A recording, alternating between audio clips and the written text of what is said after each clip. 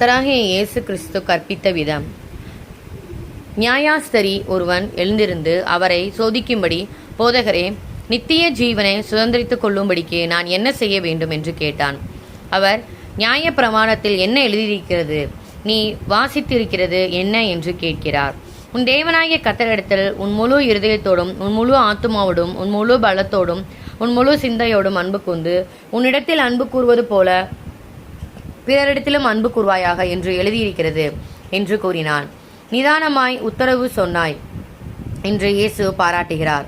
அவன் தன்னை நீதிமான் என்று காண்பிக்க இயேசுவிடம், எனக்கு பிறன் யார் என்று கேட்கிறான். அவன் என்ன நினைத்து கொண்டிருக்கிறான் என்று இயேசுவுக்கு தெரிகிறது. தன்னுடைய சொந்த இனத்தையும் மதத்தையும் சேர்ந்த ஆட்கள் மாத்திரமே தன்னுடைய அயலார் என்ற அந்த ஆள் நினைக்கிறான். எனவே அவனிடம் இயேசு என்ன சொல்கிறார் என்று நாம் பார்க்கலாம். சில சமயங்களில் ஒரு கதைகளை சொல்லி இயேசு கற்பிப்பார்.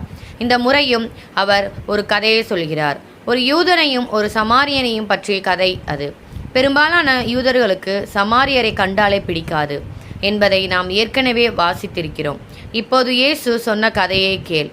ஒரு நாள் யூதன் ஒருவன் மலைப்பாதை வழியாக கீழே எரிகோவுக்கு போய் கொண்டிருந்தான்.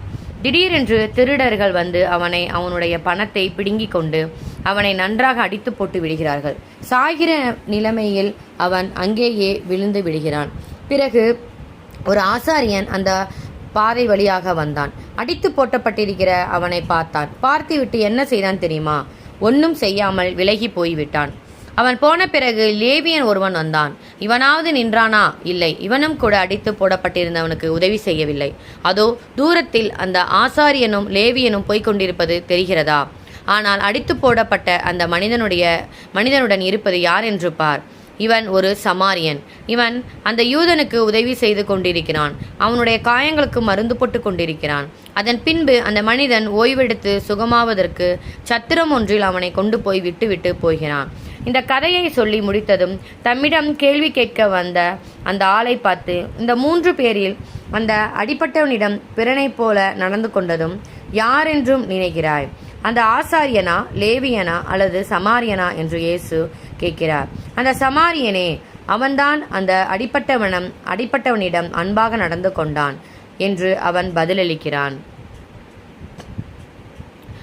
அதற்கு இயேசு, சரியாக சொன்னாய், அதனால் நீயும் அவனைப் போலவே மற்றவர்களை நடத்து என்று சொல்கிறார். இயேசு கற்பிக்கிற விதம் உனக்கு பிடித்திருக்கிறது தானே? பைபிளில் இயேசு சொல்லியிருக்கும் விஷயங்களுக்கு நாம் கவனம் செலுத்தினால் முக்கியமான காரியங்களை நாம் ஏராளமாக கற்றுக்கொள்ளலாம், இல்லையா? நாமும் சமாரியனைப் போல பிறர் ஆபத்தில் தேவையில் உதவுவர்களாக இருக்க வேண்டும். ஆமென்.